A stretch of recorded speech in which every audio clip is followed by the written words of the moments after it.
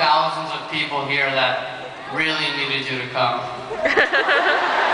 My question is, how much have you guys prospered from everything? Like, has it made you stronger being Edward Cullen? And this is everyone. Sorry about that.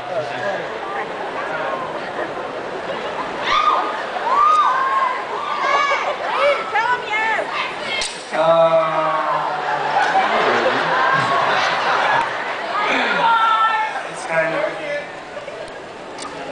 No, I mean, because at the end of the day, it's just a part. You just go into it and, like, you know, your life, you know, you're walking on the street. I mean, as a really bad analogy, you step on like a little stone and it just kind of flies away and you have no idea where it's going, and then you kind of, and then you're just trying not to drown afterwards. And that's, yeah, that's my life.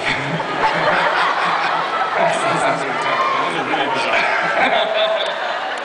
That doesn't really make any sense. I would actually love it. I'm sure you'd much rather hear from the actors, but I would like to say one thing, which is that the last film that I made was recut by the studio, and my experience with it ended up being quite a terrible one. And this has been entirely different, both dealing with Summit and dealing with this young cast. And as much as you know, they've said some very kind things about me, which I told them to, but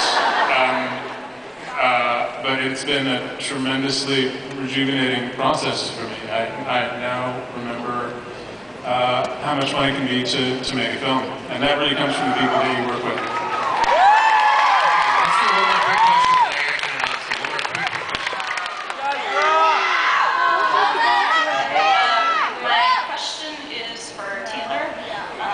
I'm 1/8 Paiute and 1/8 Cherokee Indian, and so you playing a Native American, have you learned anything about them or their cultures or any of their traditions? Yes. For Twilight, I actually had the opportunity to have some Quileute Indians come to Portland, and I actually had the opportunity to have dinner with them and talk to them. And the main thing I was focusing on is I wanted to learn more about the kids my age and what they like to do in their free time. And I was expecting something really different, and I was expecting to have to change myself, you know, to be able to do that. But I asked this kid who looked around my age, I was like, so what do you do in your free time? What do you do for fun? And he's like, you know, I play basketball, I go to the beach. And I was like, what do you do at the beach? Throw the football around? He goes, no, I check out girls. I was like, it was really funny. So the interesting thing that I learned is that they're just like me. They do the same things I do. Actually, Taylor, Let's X that.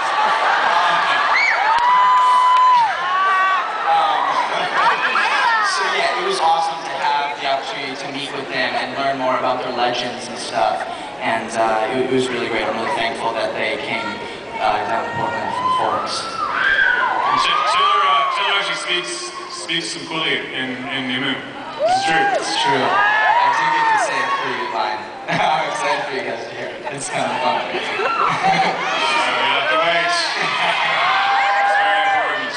So before we wrap things up here, I do want to ask one more question to the whole panel. Maybe, Chris, we can start with you and work our way down.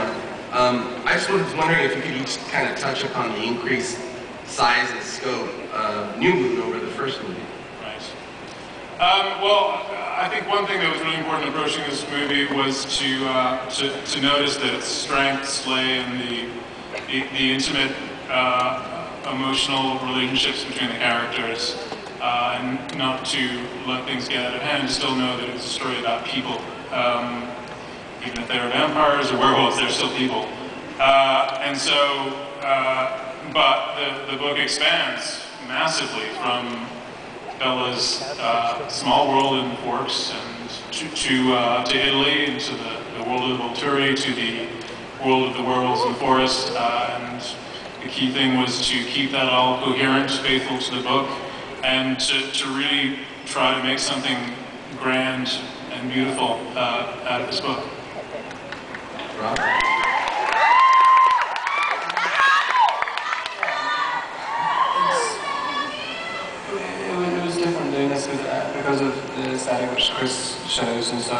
I mean, I've always found that, I mean, this whole character is obviously a lot about restraint, and so I always found it quite difficult to think of how to incorporate movement or how to move as a character, and so it's really, it was, in New Moon it felt like a lot of the shots seemed to be set up so you can have as little movement as possible, and it actually really helped.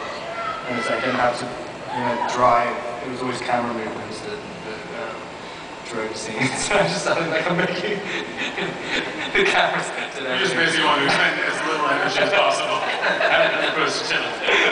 Yeah, Taylor can do all that energy and moving around and stuff. I could just stand there, literally. But no, you got a good fight scene. It was a very good fight scene. Oh, yeah.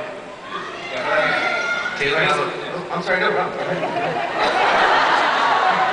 Yeah, no, I mean, and also, yeah, and with the, because the difference with Catherine and the way Catherine's aesthetic and Chris's aesthetic change, Catherine is much, she uses a lot of zoom and stuff, it's a lot more handheld, and it's quite difficult to look like graceful when you're doing it, and this is a lot more flowing camera movements and stuff, so you can kind of, it's a dance with the cameras, even the fight scene at the end, which I do, it seems, it's all about, it's almost kind of dramatic, so it kind of felt more rough, I think.